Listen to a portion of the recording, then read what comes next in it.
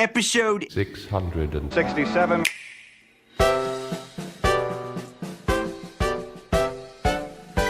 Here we go!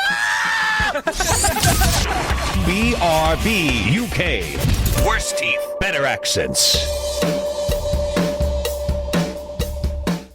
Hello, and indeed, ahoy, hoy. Welcome to episode 667 of BRB UK. I was just greeted, I'm not sure if it goes into the final version, a very terrifying bit of Mario saying, "Here we go!" Except it sounded like he was being rectally troubled by a spiky turtle shell, which is not very pleasant for anyone. I know I've just made a very horrible mental image for you all, which I can only apologise for. This is getting worse. I'm going to turn to Coleman now, so I stop speaking. Hello, Coleman. Hi! It was a toss-up between a Game Grumps clip or the other one was the old one of elongating the Mario saying Mario. So he goes, Superman! And it just keeps on going for ages. I kind of want to hear that other one now. I couldn't really work out fitting that one in properly, but all right, here we go. Let's do it. Hey, hit the button. Nintendo themed. Hit the button. I don't have it. I don't have it. God damn it, Cole. I didn't rip it. How dare you? I didn't rip it. Me. This is the one send it to you time I've later. ever been interested in your goddamn soundboard, and you let me down. I don't have it on the soundboard. I'll find it for another time, Dan. But no, the moment's passed. The magic is gone. I'm sorry. It just won't be it'll the come same. back. The magic never dies. No, Not here on the magic has died. BRB Paul UK. Daniels, R.I.P. R.I.P. in peace, Paul Daniels. Damn. That is the day the magic died. Rest in power, King. Mm-hmm. How have you been? Something like that. Busy. And so much so we had to take last week off. I got stuck at work way too late and couldn't do a show. Siphoning the petrol out of a car. He put diesel in a petrol car. He had to suck it all out. That's what you had to do. Siphoning that's it my away job. with a hose pipe. It's the only way. Definitely my job. Yep. Definitely what I do. Yeah. Yes, exactly. Should we do a bit of video game based podcasting? We probably should, rather than just kind of vamp aimlessly for several minutes. Because there's the advantage of having a week of not being here is that there's actually increased chance of us playing some video games, which was good. But Coleman, you have got. I'm going to go to you first because you've got a shiny I don't know why I new write a toy. run order down. I don't know why I write a run order down, Dan. Oh, right, I'll do mine. I didn't actually look at that. I just looked at the table. So we'll do that again. Do. I know. I never do. I'll just look at the table. So we'll go with the run order. We're seamless like a bad pair of trousers. So looks like I'm up first. Yes. I'm up first. I've been playing a little indie game called Super Woden Rally Edge. Now, this is part of the Super Woden series of racing games. Started with GP, then Super Woden GP2, and now it's Super Woden Rally Edge. So this is put together by it's just by a single chap actually. Publishes on the name who published it? This is Jeff me being Bridges. Jeff Bridges, yes. Video Jeff game Bridges. developer extraordinaire Jeff Bridges. Jeff Bridges. Correct. Yes. So Super Woden Rally Edge is the latest entry there, and it's kind of a nice, charming little bit of retro goodness. Obviously, it's done with a bit of new age fun with a vintage feel style, as most retro things are nowadays. But the kind of the way that the Super Woden GP series were, is they were kind of like a modern reimagining of like the fixed perspective isometric racing games that you used to get on the SNES and stuff like that. They were generally super duper hard. Had a nice bit of kind of like not ahead to old Gran Turismo games in the way their kind of UI was put together. But they were a really nice kind of tight, well put together, beautifully crafted bit of arcade racing. Super duper fun. And that's essentially what Super Woden Rally Edge is. But now, rather than that isometric shenanigans, you're now firmly planted behind the car. So it's not quite like Sega Rally. It's kind of much higher up than Sega Rally, but it's not that bothered with all of these super accurate racing simulation-y bits. It's just a nice bit of arcade fun with really beautifully, finely tuned controls. Feels super tight and super satisfying to drive. It has a bit of a learning curve. But it looks yeah, very I've drifty. been having loads of fun with it. Yeah, it looks very drifty, and I tell you what, it looks very suited to a Steam Deck. Is It that how you're is mighty predominantly playing fine on this the game? Steam Deck. I've tried it on both Big Fat PC and Massive Geek. Big fat picture. Big Fat PC. But it's equally good on the little Massive Geek. Occasional frame rate hitch, but it looks and plays great on the handheld. In terms of kind of what this offers, I think there's like 80 cars or something ridiculous. I mean, they're all like budget knockoffs of actual real cars. So they're like the automotive equivalent of David Bockham from Pro Evolution Soccer back in the day.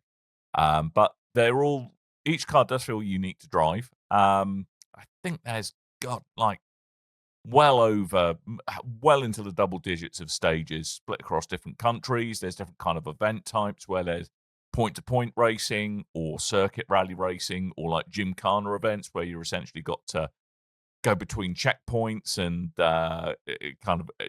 do certain activities around the gymkhana course as well. It's a really nice mix of things to do. There's online leaderboards. I think there's co-op racing. I think there probably is a way to do some online racing, but there's certainly online leaderboards at the very least. And yeah, I mean, it's brilliant value for money. It's only just come out. I mean, the one challenge I would say with kind of the Super Woden games is actually it can be a bit too slavish to its retro racing roots in terms of like UI design. I kind of think it's quite cute they're going for like the old map that you used to have in Gran Turismo series. But actually it makes it really bloody difficult to navigate around and understand what you're doing. Having to kind of randomly go over to one side of a map to find the garage, another side of the map to find your events, another side of the map to find your settings. It's kind of, I was like, oh, that's quite cute, but actually it is a little bit frustrating to get your head around. I must confess, I'm not familiar with the Super Woden series. So are these all rally games? No, the other ones are, I mean, there are rally stages in the other games, but they're more like circuit racing of kind of sports cars. So like it's a kind of follows the same kind of things like, you know, Gran Turismo does, where you're all the way from you're racing street cars to racing kind of high performance formula cars or GT3 cars. And in this, in a similar way, there's like different classes of cars as well, like all the way from E class, which is the slowest, all the way up to A. Yeah, they get faster and faster and a little bit more finicky to drive as you go, and it does genuinely require quite a lot of skill, I have to say. But yeah, there's lots of car classes to choose from, but I would say there's probably a bit less variation in how the cars feel, how different they feel compared to the GP series, which is more about kind of racing cars around a track and different classes of cars. But it's a stonking little game for the price. It's very charming. It is very. It is more charming than a very handsome man wearing a fresh pair of trousers. Is what it is. Ooh. It's as charming as that. And there are some niggles aside from the UI side of things. There's a bit of unnecessary grinding occasionally, where you obviously need to upgrade your cars in order to make them perform better, to get the most out of it, increase your chances of doing well and progressing to the next stage. But there are some bits where you may choose to buy a car, but it's only once you've sunk a load of credits into it, you discover actually the ceiling of its performance is pretty low, and you're going to struggle to win enough races to get enough stars to get to the next stage. So you end up sometimes having to do a bit of grinding to get enough kind of in-game credits to afford another car, which you then hope you can upgrade enough. You get that a bit more in the early game rather than the late game. That felt a little bit jarring, but you know, I kind of forgive the game for that, because it is a, you know, just the package as a whole is just so satisfying and a just great little slice of arcade racing fun. I think I'll let it slide this time, especially since it's single developer. I'll let it slide like drifting. Slide like drifting. Very good, Coleman. Yes. So yeah, I think this is a pretty solid recommend from me, to be honest with you. I think that the price is very reasonable. $10.99. Sorry. Yeah, it's out on Steam at the moment, and is £10.99, which is Not bad. thoroughly acceptable for the amount of fun I think you'll get out of it. So if you like arcade races and you're looking for something to play on your massive geek or even on a big fat PC, you could do a lot worse. Big fat PC. Big fat PC. Yeah. Super Woden Rally Edge gets a thumbs up from me. Do the things with it. Cool. Yeah, I mean, I've been trying to limit my video game spending this month for reasons. And how's that going? I did really want to pick up. I did really want to pick up Karen, the climbing game, and I don't know. I've been umming and ahhing over the reviews, but this one looks way more charming and half the price. So yes, and there is a little demo bit tempting. can out there as well. If you want, yes. If you want to experiment, because I've had a little play about with the demo can, and I mean, I'm interested in the full game, but I might wait for it to come down in price a little. We'll potentially get to that another day, but yeah, it's one of those ones that I think gameplay. People like the gameplay. People kind of have reported some glitchiness, some bugginess, but also a very annoying story. Yes. But we'll this see. has no story other than buy car, go fast, drive round track, have fun. That's good. Another thing. That's all you need. Another thing you've picked up, then, is something that I've been eyeing up a while ago and never looked into the price because this is Lego and I'm an adult man and don't buy Lego. And then when I was putting the agenda together and then you gave me one of your subjects, I saw the price of this. I was like, do you know what? That's surprisingly reasonable. I'm quite tempted to get one of these because it looks nice. So I am, as you probably have worked out by now, I am a man-child. My man-childishness not only extends to video games, but also extends to Lego, which, in all fairness, this is sold. So I'm talking about the Lego Game Boy is what I'm talking about. It is in a set that's advertised for adults. It's intended for you as a grown-up to look wistfully on days gone by and relive your youth and feel all the nice feels about it. And it genuinely is quite a nice little mindful thing to do, making Lego, I would argue. But that's a different topic for another time. So they have, the Lego have also done, I think in the past they did the NES, complete with a telly and working scrolly bits on said telly. Yeah, I didn't like the look of that. Which looked really fun. But this is literally, for those of you watching, it's pretty much a one-to-one replica of a Game Boy, but in Lego. And it's just a fun little thing to build. It's really, really satisfying. And what's amazing about it, the buttons work. Well, obviously, it's no gubbins inside it, but like the D-pad is squishy and pops back. The buttons work. They do a thing. Start, select, work. You take the cartridge out. Put new cartridges in. It's bloody brilliant. I love it. It's just, if you're looking for objects to put in your cave of adult childishness, you can do a lot worse and get a Lego Game Boy. It's I think it cost me like 40 quid at the time from Amazon. Right, not bad. Other large multinational sellers are available, who may or may not be mentioned in the Epstein files. It's, Tim Hibbs. Tim Hibbs in the Epstein Didn't know files. he sells Lego. But just a little attention to detail in it as you're building it is fantastic. So, like, you've got 2 cartridges that come with it. So you've got... This is going to be crap for audio people, by the way. Which is why you should tune in. Describe what you're doing. So I'm painting a word picture. So I've got 2 Lego-based cartridges of Game Boy games. 2 of the best cartridges. Yes. Zelda, Link's Awakening, and Super Mario Land. But... Those of Should have you... been a Tetris. No, I'd imagine that probably licensing issue. I was kind of surprised it wasn't Tetris because that was the game. Super Mario Land had no save feature. Zelda does. And as you're putting these cartridges together, one of them, Zelda, you said, has a little Lego piece in it that's a little coin battery, serves as a battery backup on the inside of it. And as you're building it, you go, oh, he's got battery backup. Pretty cool. It is pretty cool. Genuinely pretty cool. And there's even like, when you're putting it together, there's like little, which no one's going to see on the outside. little bits like you see the speaker go in and then you build around that. All of the dials and knobs work. Even the power button works. Hear that? Very good. Very good. It's very cool. I mean, I'm a bit of a sad old bugger. I really enjoyed making this far more than I had any right to do so.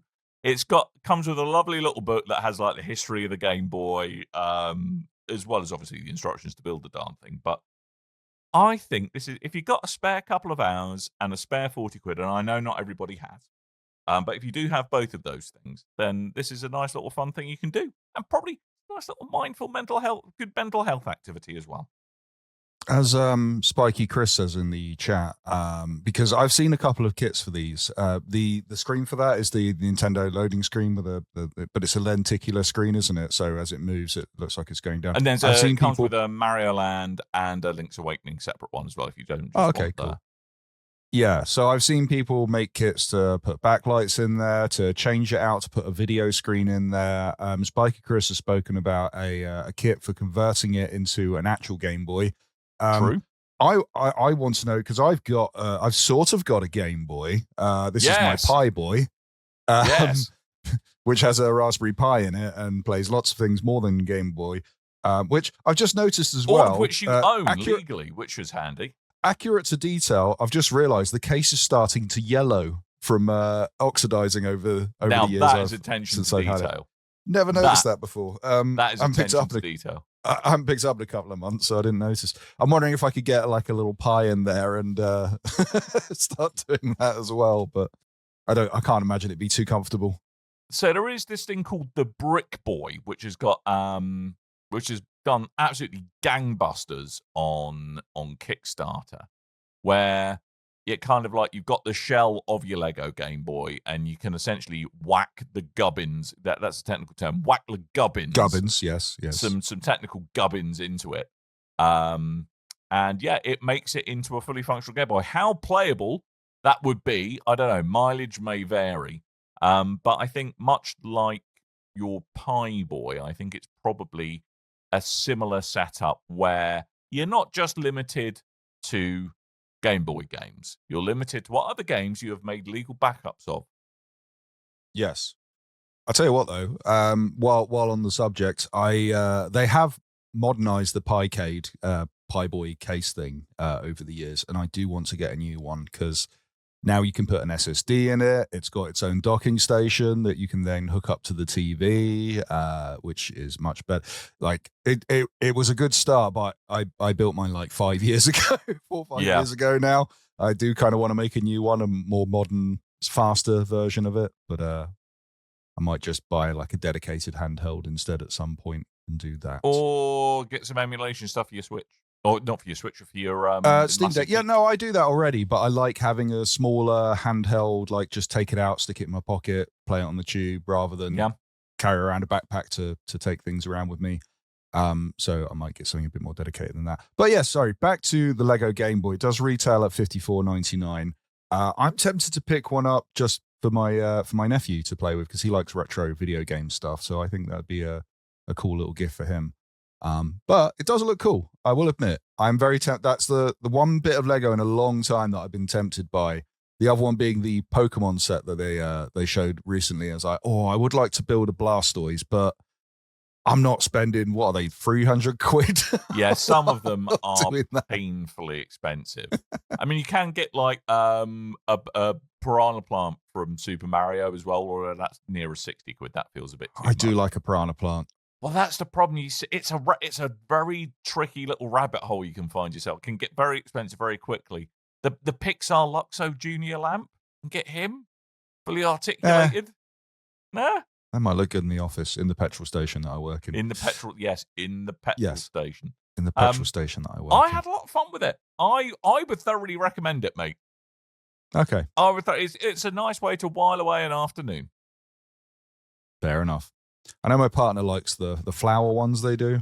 She always wants the flowers, like roses and stuff. And then you arrange them, but it's Lego. It's cool, isn't it? Cool. You can just kind of feel you looking down your nose at it. You're a silly person. How old are you playing with Lego? I don't know why I grew out of Lego. I'm off to I'm a watch man-child wrestling. who plays video games. So, and I watch pro wrestling. So, I just had a weekend of watching the Royal Rumble. So I don't know. Yeah. Okay. My turn. People in glass houses, Coleman. That's all I'm going to say. Yeah, exactly. I don't know. Okay. I picked up a large expense, and it was because I was, and I've been umming and ahhing getting this for a while. Did you have a moment of weakness? I specifically blame 3 people. One is the person whose name I can't remember on our chat who told me to do this. Not on our chat, on our YouTube comments. The other being Ed, who got me a nice present, and then realized that I wasn't able to use said present until I did something else. And the other one being Clarky off of Gamers Confessional for berating me for not getting one of the. I got a Switch 2, Dan. Oh, Nintendo Switch 2. Man, you caged. I said I wouldn't until decent games had been made available, because at the moment there was Mario Kart World, and I was like, I do like the look of Mario Kart World. Not the biggest Mario Kart fan, but I do like the look of it. And Donkey Kong Bananza, I was like, yep, that is a game I want to play. I can't buy a console for 2 games, can I? Well, yeah, sounds like you might have kind of did. Bought a console for 2 games then. You bought a console for 2 games. So, I mean, the inevitable judgment aside, I mean, I would caution you against accepting financial advice from Ed in the future. Just going to put that out there. Ed got me a game, and I went, I can't play this, Ed. I don't have a Switch 2. And he took it back, and he's like, I'll hold this till you get one. Wow. So he gave it to me in the end. That's good. Very generous of him. Yes. So how is it? Because I like you, I think we're on the fence. I still am on the fence about the Switch, especially since I've got a massive. I would definitely say hold out unless you specifically want to play 2 games. Okay. And the only reason it was because there was a bundle that came up just before Christmas, and it was a Nintendo Switch 2 with the Mario Kart World bundle, with a copy of Donkey Kong Bananza and the official carry case. And I was umming and ahhing over that, but it was Christmas and I couldn't really buy it because I was buying Christmas presents and traveling and stuff. You were spreading joy, Coleman. You were spreading joy. And then it popped up again a week ago, so I bought it. And it's been fun. I've been playing it. I've been playing it since I've got it. I've taken it around with me. I recently went off to Waterlooville. I took the Switch 2 with me, and played it on my trip and everything. And it's been great. And I've mostly been playing Mario Kart World, because I wanted some serious time to put into Donkey Kong Bananza, and I knew I'd start playing it. I'd play it a little, and then I'd put it down, and I need to come back to it. But I want to really get into this game. So it's mostly been Mario Kart World. I've done all the 50cc races, and then I started on I'm halfway through 100cc. I did a couple in 150, but it started doing that rubber banding thing I don't like, where it's like, hey, the finish line's in sight, and I'm like super first place. Oh, I've been hit by 3 blue shells in a row. Yay. Oh, now I'm second. Now I'm third. So that kind of frustration that happens when the speed and the difficulty starts going up. I've also been doing a few of the knockout races, which are really, really cool. For those who don't know, Mario Kart World is kind of set in, it's got one large map, and then that map has lots of different biomes to hold all the different little modes. So you can go into a free roam and just drive in between all the different tracks and everything that connects them together. It is cool. I haven't done it, and I've seen it been used for online stuff, connecting up with your friends and driving around in free roam. And I haven't done any of that stuff because I couldn't be bothered with the online. Well, because I mostly play us in handheld on the tube, so I can't really link up online with people when I'm doing that. That's very true. Plus, I'll let you off. Yeah, and I didn't buy the webcam and all that stuff that goes along. Well, apparently you can use any webcam, but so I've been doing a lot of free roam, and then I've been doing the knockout challenge, which is it will set up a series of races and a series of tracks, usually 4 tracks, and you'll have however many players that you're playing against, and you've got to keep in the top 3, and it knocks everyone else down below until you're down to 3 races left, and then you get through to the final line. But you're doing it in one continuous motion going through all the tracks, which is really, really cool. Awesome. So I've been doing a few of those. It's a really great game. The improved visuals, the improved frame rate. If you have the kind of TV that can support it, you can play this at 120 frames a second if you want. Wow. Doing this on a handheld at 60 has been, it's lovely.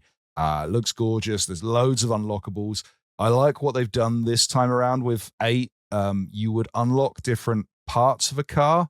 So you would go through and unlock your car and your wheels and your wings or parachute or whatever it is that comes out of your car, and then you would kind of mash them together to make the kind of car you want. But I'd always want mine to look uniform. I want the right wheels on the right car because I'm on the spectrum. And this time they just go, okay, you unlock the car with everything attached, and that's what I want. So I prefer that. And then there's loads of little characters that they've thrown in there. So you've got your normal like Mario, Luigi, Peach, and Bowser, and Donkey Kong, like all the mainstays. But then they just go, okay, here's the piranha plant. Here's a cow from one of the tracks. Here's a penguin from Super Mario 64. Of course. But there's just so many random ones that they've thrown in there that are really, really, really silly and fun. So I've been enjoying all this stuff that you can unlock. And there's a lot to do. Even though I usually tire of these games quite quickly, there is a lot for me to do in this one that I've been enjoying. The other one, as I mentioned, I've been playing Donkey Kong Bananza. It's one I've been looking forward to. I've only just done the intro to the game, really, so I'm not too far. This one, it's Donkey Kong. It's a 3D platformer done in third person. It's kind of a beat 'em up as well thrown in there. Your whole thing here is Donkey Kong has the ability to smash through rocks, dig through the ground, or climb up walls, and it's a big old collectathon where you're just breaking all the terrain around you. It's it kind of looks like breakable Mario Odyssey. I feel Mario Odyssey is a lot tighter of a game. This one is a lot more open, and I am enjoying it. I will probably report back more on this as the weeks progress and I actually play some more of this. But yeah, it's so far the Switch 2 experience has been great. The only problem I had is I haven't turned on my Nintendo Switch in probably a year. Right. Probably longer. Very rarely do I use it since I got my Steam Deck. And then I didn't realize it was in standby for one this entire time. But not online because it was waiting for an update.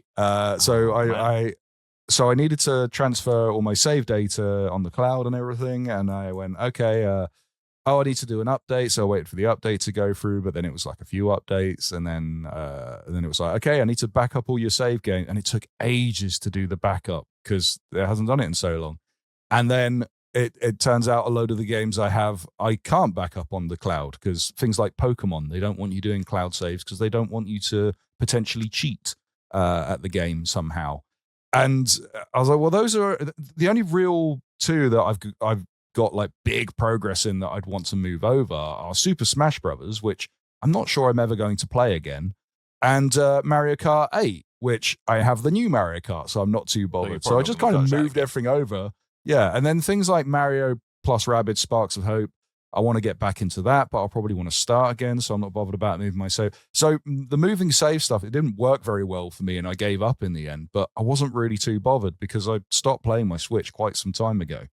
So, and then things like Pokemon, like they've not been performing great over the years, so I think they'll just sit to the wayside anyway. But solid bit of kit. But just random questions for you as well, because one of the bits of hullabaloo, a brouhaha, if you will, about the Switch 2 is that it did not have an OLED screen. It was 1080p, no, but it was not an OLED screen. How is the screen? Would you really know, or is it just other than the PlayStation Vita? I have yet to have an OLED screen, so it looks great. I haven't seen a Switch OLED, so I can't really compare the two. But the screen looks great. The fidelity's there. The brightness and the darkness and the brightness look great, and the colors and everything's popping. And I stuck a screen protector on mine, which has muted it ever so slightly, but I'm quite glad I did because those things smudge like crazy. Yeah, I don't know. I haven't really got the comparison of the OLED to the LCD to... is it LCD or LED? It's LCD, LED, isn't it? I think. LED, okay. I haven't really got the comparison of those two screens to judge on, but I think it looks great. Good. But yeah, back to the kit's solid. It's a nice firm piece. I do worry about the Joy-Cons. I know you do. I love a big old fat boy. Big old fat PC. What have you said? Big old fat handheld. Love it. The Joy-Cons are very nice. Instead of the rails, they have a magnetized snap instead. So they kind of click into place straight away. They have a little trigger on there to release and put back in. Very satisfying to use. I do worry though, because when I started using my Nintendo Switch all those years ago, I was like, ooh, the give between the screen and the Joy-Cons, that feels like that's going to cause a problem in the future. And it did. I'd often have problems in handheld towards the end of my my Nintendo Switch days where the screen wouldn't respond or the Joy-Cons wouldn't respond correctly because there was too much wobble in between the Joy-Cons and the screen, and replacing the rails and replacing the Joy-Cons never really helped that. With this, I'm getting ever so slight wobble between those Joy-Cons again. And I was like, I wonder if that's going to be a problem in the future. So, yeah. But because I have the Steam Deck and I play a lot of the Steam Deck, and that is predominantly my handheld unit, I do actually do something that I never did with the Nintendo Switch that much, and is dock it and play it on a big TV, because it looks great on the TV, whereas the Switch looked a bit blown up and not as good compared to the other consoles. This one does look fantastic. So I am playing more stuff on screen. And does it, because I think it was all, I always felt that the kind of the performance of the Switch one was a bit anemic when plugged into a big telly. I know technically it was essentially, it kind of downclocked the processor or other stuff when you were in handheld mode, but to me, I kind of, the going up to a big TV wasn't compelling enough for the Switch one. Is that with the Switch 2? Is it more compelling? Is it more compelling to have it kind of plugged into the TV more all the time, do you think? I think you're going to get a decent performance either way. I just think that there's more to see when you're plugged into the TV in comparison to the last generation. Whereas the last generation things, I know it was a bit of smoke and mirrors, but they looked like they performed. I mean, what was the one? Not Tears of the Kingdom. Breath of the Wild. Breath of the Wild looked better on a handheld than it did on the TV. And that was just because they're reducing the settings when you're on a handheld. And in comparison, that's why it looks better. But yeah, this time you're going to get a decent resolution on both. You're going to get a decent performance on both. So the one thing I will say as well, great so far. But again, it's got its own dock in the case, so you just you take it out in the day, and then when you get home, you just chuck it back in the dock. Hasn't run out on me yet. I think I got a battery warning when I went away, but I managed to get probably like 5 hours of play out that thing. Without noticing like a battery problem. Obviously doesn't run down as quick as a Steam Deck depending on what you're playing. But but no, it is a great bit of kit. I would say if you've been looking for an excuse to get one, I would say wait for more games. It's not going to necessarily knock the price of the Switch 2 down, but at least you've got more reason to be picking the damn thing up. Because the system I have, if you get the Steam Deck on its own, Steam Deck. If you get the Nintendo Switch 2 on its own, it's £395.99. If you get it with Mario Kart World included, it's $429.99. I mistakenly wrote down if you buy Mario Kart World on its own, it's $69.99. It's not, it's $79.99, isn't it? What the? Yeah, they charge £80 for that game if you want a physical version of that game. Jesus. Yeah, and Donkey Kong Bananza, $69.99. So they're not cheap games. Yeah, and I will always look for a deal. I always find ways around. I refuse to pay £70 for a game, and I don't like that Nintendo go, hey, let's charge £80 for a game. Yeah, we're Nintendo, we can do this stuff. I will say when I was playing the Switch all those time ago, everyone was going, oh, you need to get the Pro controller because playing on Joy-Cons in the caddy, it doesn't feel good. And I was like, do you know what? I have no problem with this at all. Playing for a while with the Joy-Con 2s, whatever you want to call them, my hand was cramping up a little bit. And, it's probably because of age and winter and all those kind of things that affects me. But I deal with...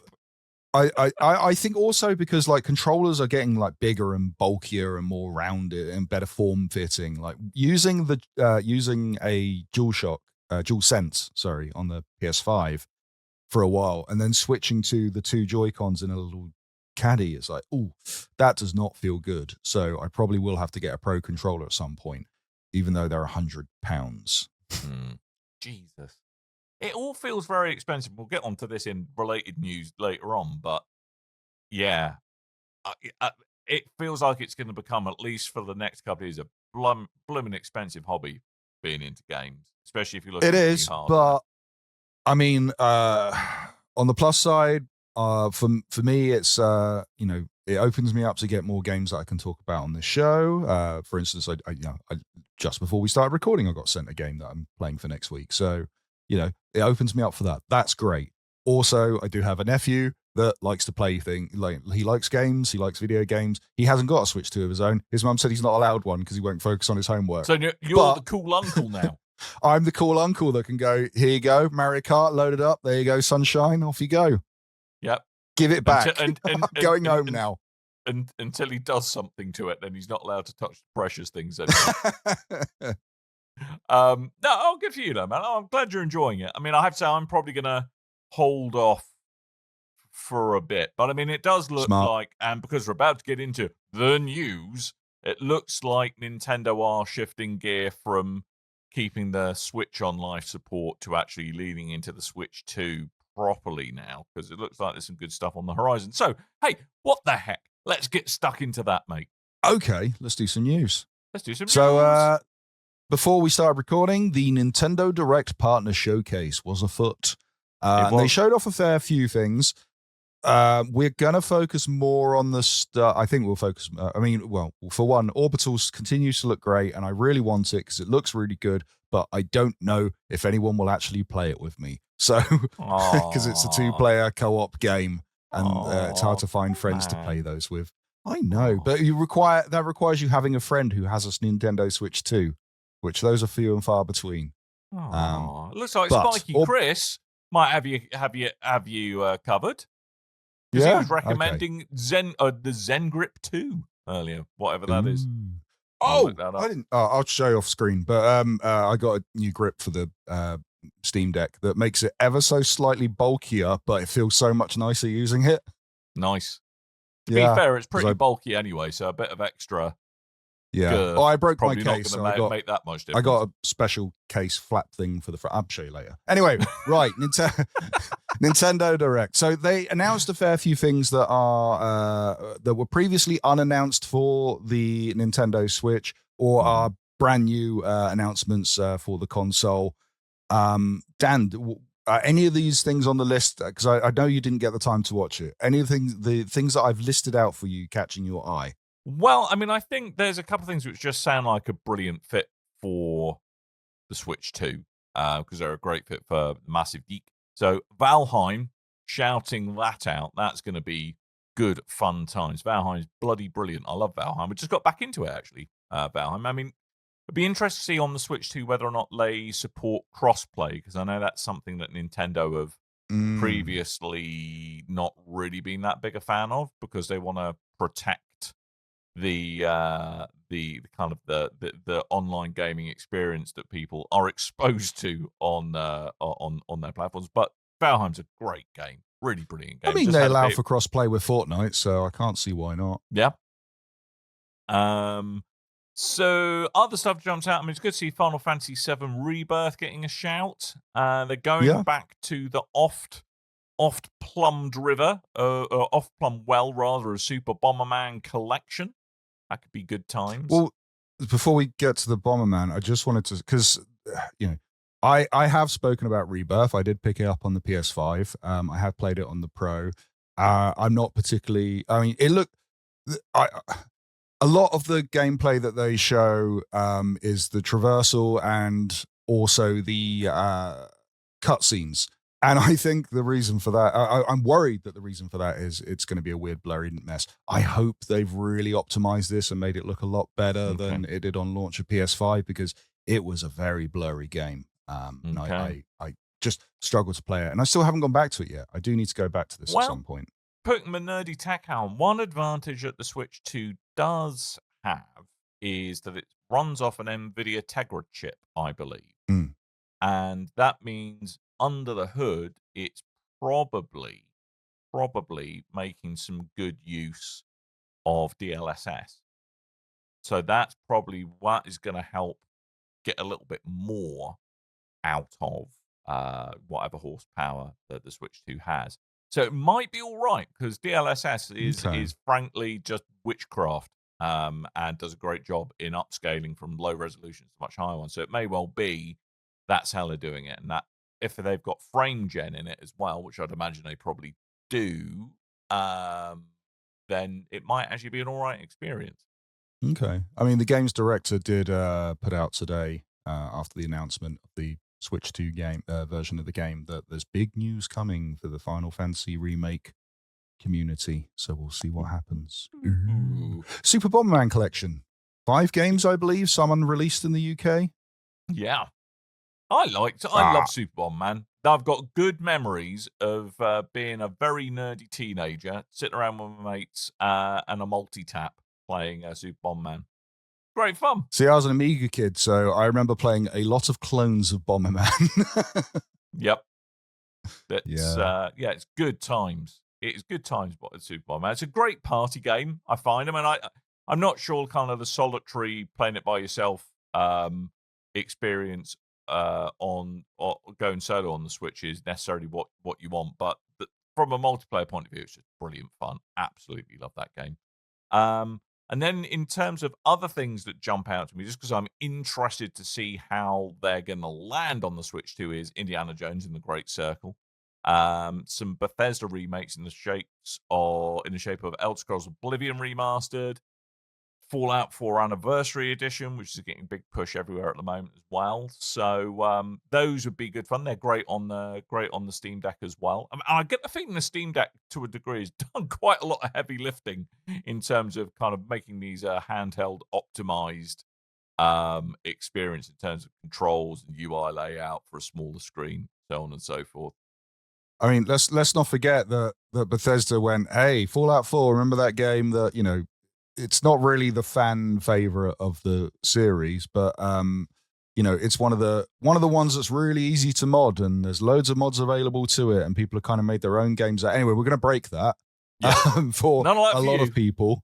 Now, I didn't have a lot of mods installed, so I was quite enjoying my time playing on the Steam Deck, and the mods I did install were to do things like, hey, I'm going to fire unlimited nuclear bombs out of a handheld cannon and run around in power armor. Chaos again, is what you're saying. You chose chaos. I just wanted to like go through as a badass and just completely destroy that game. So that's what I was doing with the game while everyone was complaining about how bad it got.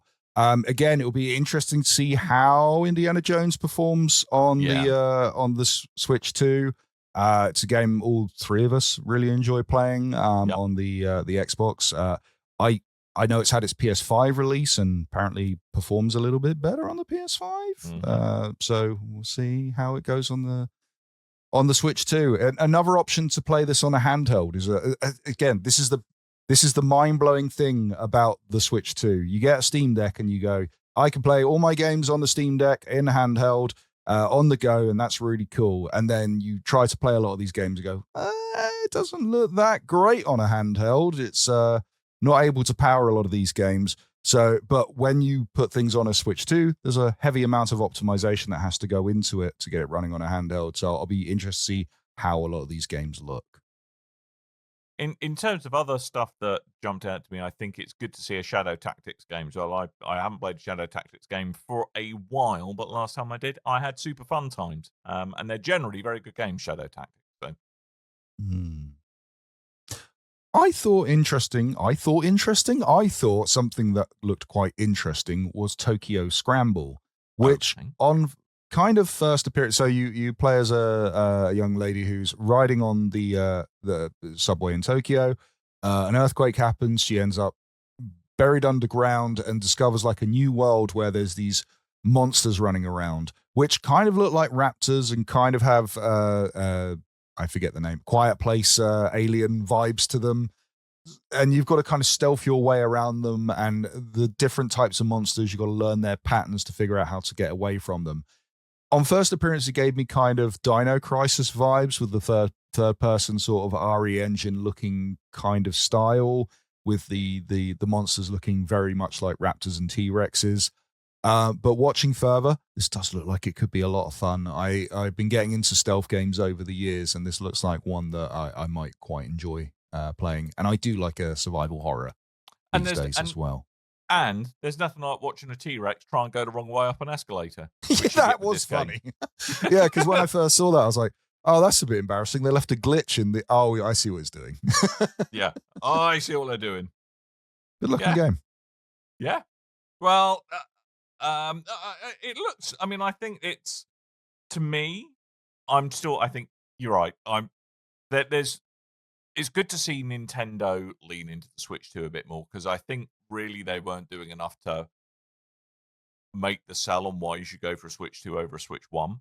But I'm glad to see they're starting to give the Switch 2 a good reason to go for it now. So, yeah. I thought it was interesting that they announced Pragmata was coming to the Switch 2, because we didn't even get it on the PlayStation 5 when we were meant to. Very true. But they did say that there's a demo available on the Switch 2 for Pragmata today, which I'll be downloading after this.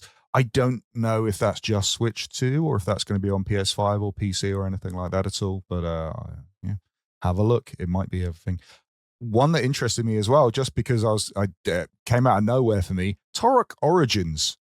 Has this been announced previously, or was this announced on the Direct? Because I've never heard of this. It has been. I've got memories of Turok Origins being a thing, but I'm not sure. Is it? I don't think it's Nintendo only. I think it's on other platforms. I think. Okay, cool.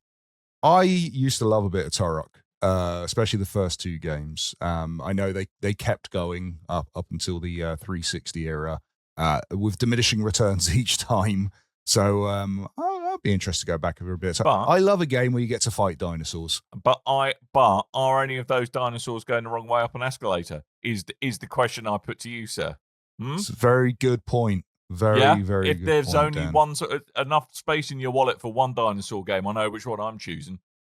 That's right. Well, this is why you're a doctor, Dan. I make sensible choices. This doctor is on dinosaurs going up escalators the wrong way. Yeah. It's a very boy. niche. It's very niche education. It is. Anyway, we probably anything else catch your eye? What? Did anything else catch your eye on this? I think we've gone through quite a big chunk of them, I think. That's fair enough. I'm excited for you. There we go. I'm pleased for you. I'm excited for you and your newfound handheld bit of goodness, Coleman. You do fair you. Enough. I mean, yeah. Yeah. I have my reasons. Yeah. I do and I will. I will say, they'd already announced this, but Resident Evil Requiem is going to come to the Nintendo Switch 2, which I wasn't too bothered about because, again, I always get dubious about how games are going to be optimized for this console. But I saw, I think it was an IGN preview where they were saying it was better than it had any right to be with its Switch 2 performance. And also, there's some janky looking amiibo that they've announced for it for Resident Evil Requiem as well. So that was interesting. Also, there's a WWE 2K26 port coming to the Switch 2, and I don't know how to feel about that because the last time they did a WWE game on the Nintendo Switch, it was one of the worst performing games that ever came to the console. Nice. Yeah. All right. Alrighty, Dan, let's get through hold the rest back your of tears, that my news. friend. Hold back your bad tears. News for me because as expected, we've talked about it before with the ridiculous AI-powered surge in hardware prices, be it storage, be it kind of physical memory, RAM. It'd be a really silly time to announce some hardware. Yes, and unfortunately, Valve did announce their new lineup of hardware, specifically the Steam Machine, the Gabe Cube, and indexed their and the Frame, their new VR headset. I think they were targeting quite an aggressive price point, which now I think with all the component price rises is no longer viable for them. So it sounds like they are delaying releasing the Steam Machine and the Steam Frame. They had apparently hoped to get pricing information out by now and be looking to, be moving it towards store shelves, virtual or otherwise. But the combination of high prices and scarcity means they're having to put things a little bit on hold. I mean, to put it in context, that, 16 gig of RAM, so DDR5 RAM, which is what's in the Steam Deck.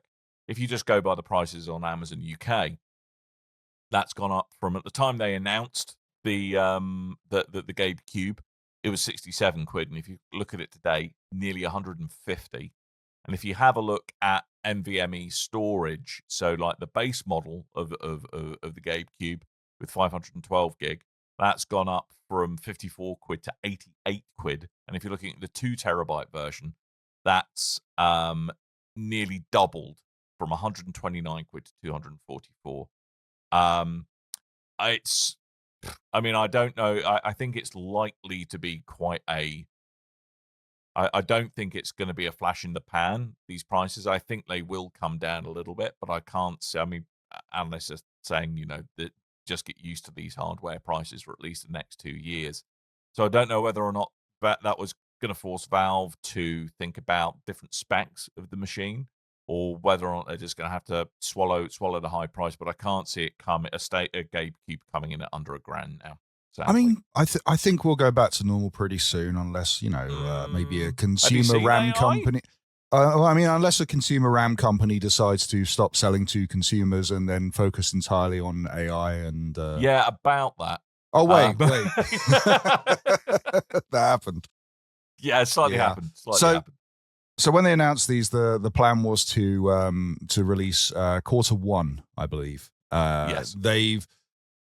They're targeting for the first half of 2026, but they've still not announced what these prices are. So we're going to have to wait. I've got a bad feeling about the prices of these, and yeah, it might be why I pulled the trigger on the Switch 2. So yeah, I'm not going to own one of these. That price, the price of the Switch 2 is probably only ever going to go up as well. Yeah, like the Xbox did, and the PlayStation. Yep. So I mean, it's life. Unfortunate. On the bright side, probably the Steam controller isn't going to go up in price. That's a good thing, right? Hey, yeah.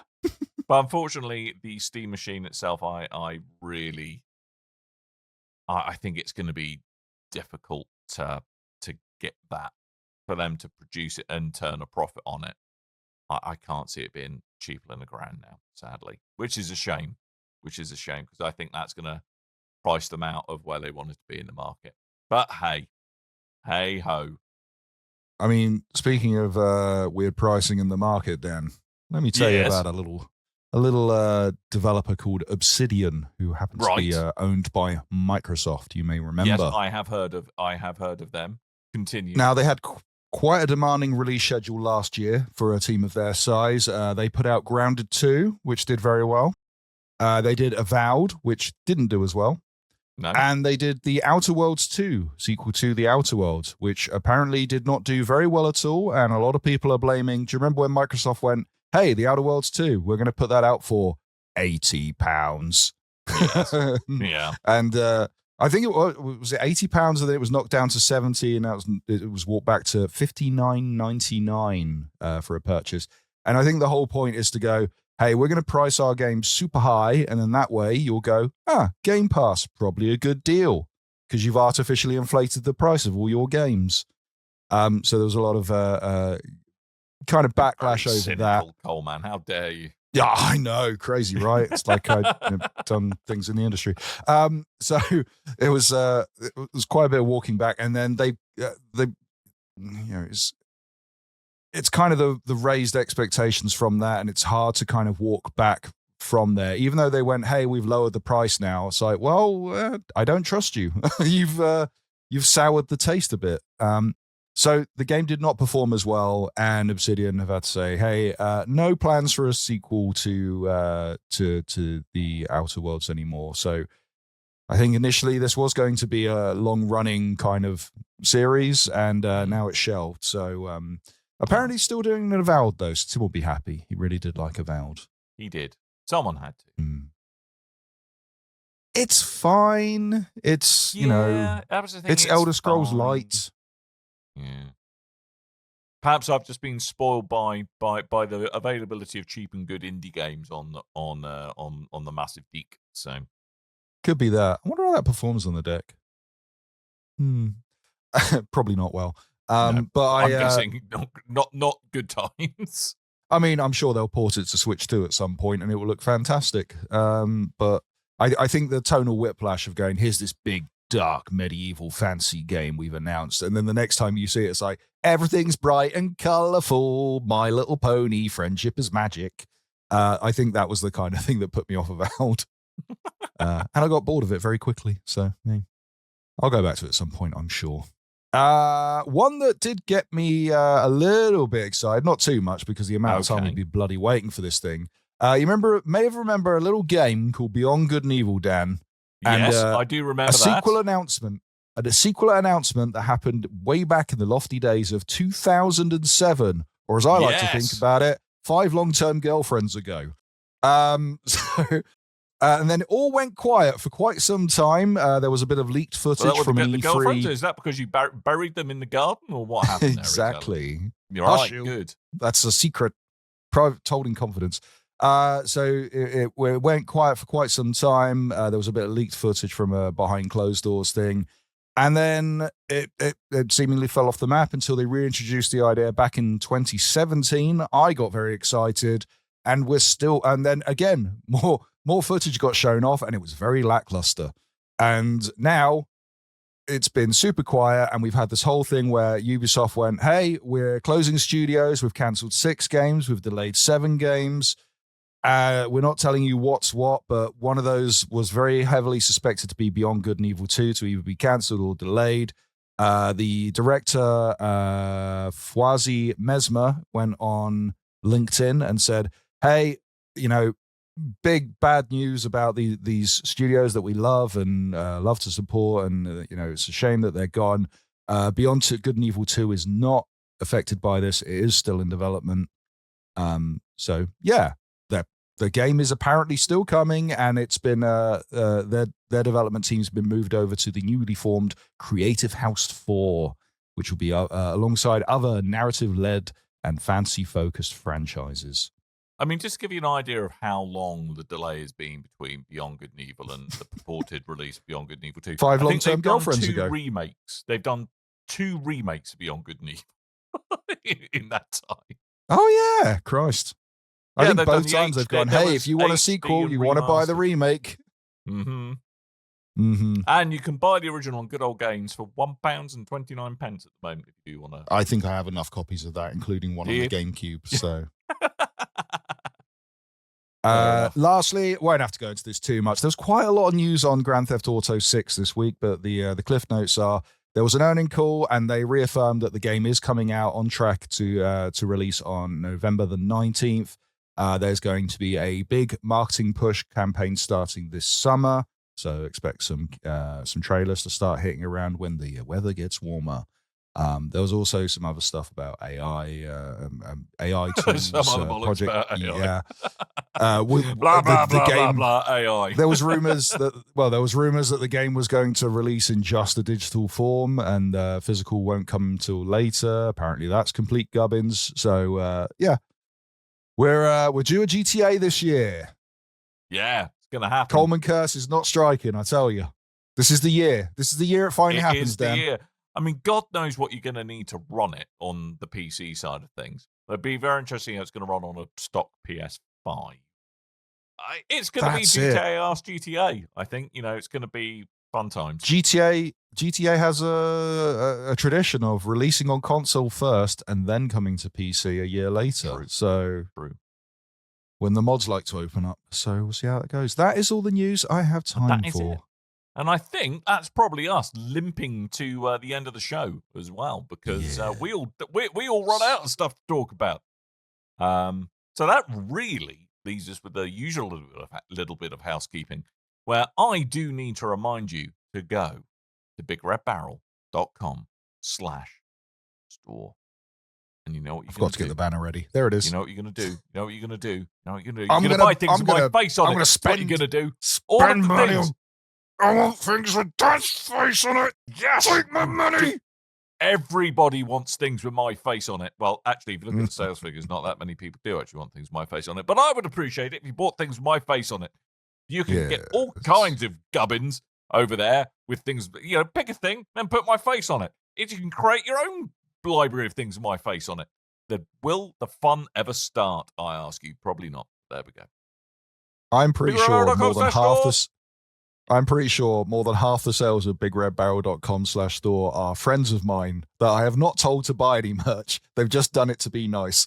So thank you for lining Tim's pockets. Yes.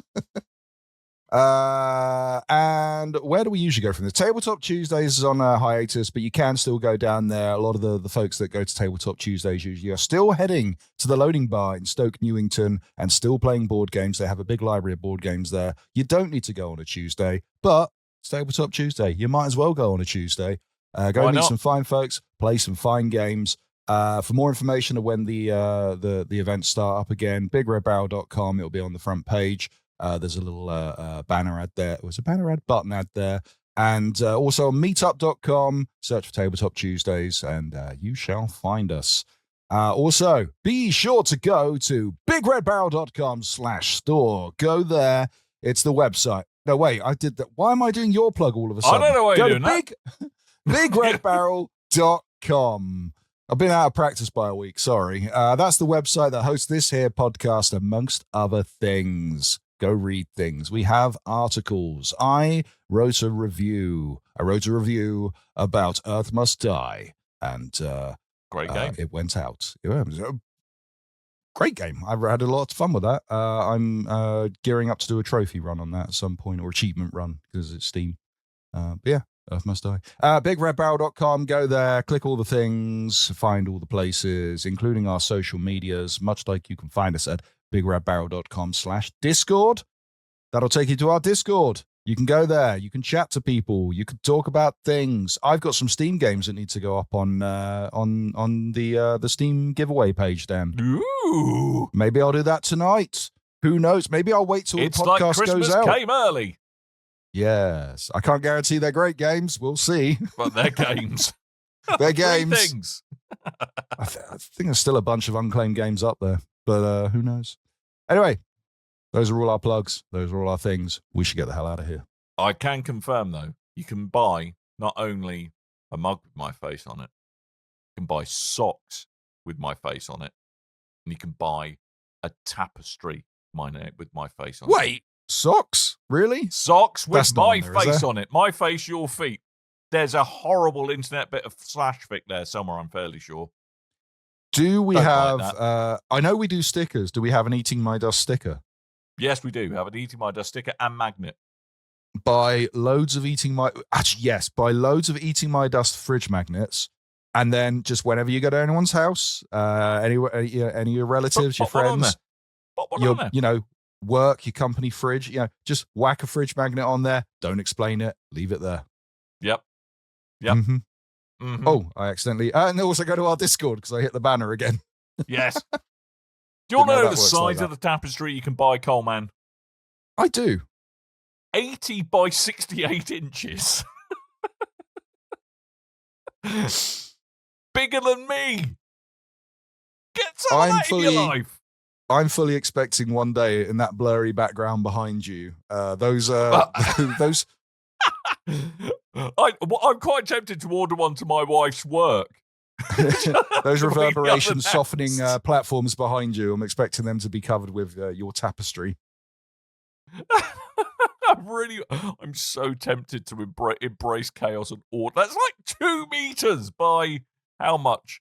2 meters by 100. That is just right. Okay, right. Maybe, I'm so buying one for my wife and not. Maybe we should come to her. Maybe work. We should send one to Tim. He could use it as a comforter. He could use it. Well, as he's a comforter. poorly. A dribble blanket is what he could use it for. I'm not sure. No, let's not go down that route. Let's get out of here. We're going to go. Thank you so much for coming along and for listening to us once again. We really appreciate you downloading us, be it live or in a somewhat cached fashion in the form of a podcast. We'll hopefully be back next week or soon thereafter. Yes. We're keeping sending positive thoughts, love and good vibes to Tim. He's still a bit We miss poorly. you, Tim. Yeah, everyone send good, happy thoughts his way. But yeah, otherwise, that's pretty much it for us this week. And all that's really left to do is to remind you that I have been Dan. I have not thought of a silly thing to say at the end of this show, so I will say I have been Coleman. Yeah, you have been Coleman. Oh wait, I've been a big old PC. Big old fat PC. Big old girthy PC. And until next time, dear listeners, toodle bye.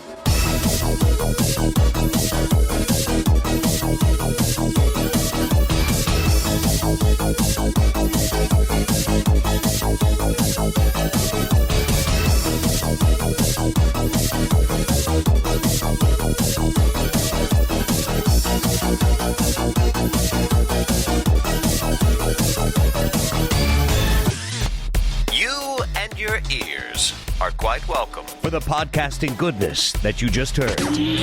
Why not roll on over to BigRedBarrel.com for more podcasts, news, reviews, and videos from the biggest, reddest site on the internet, BigRedBarrel.com. But somehow you end up becoming the Grand Shepherd.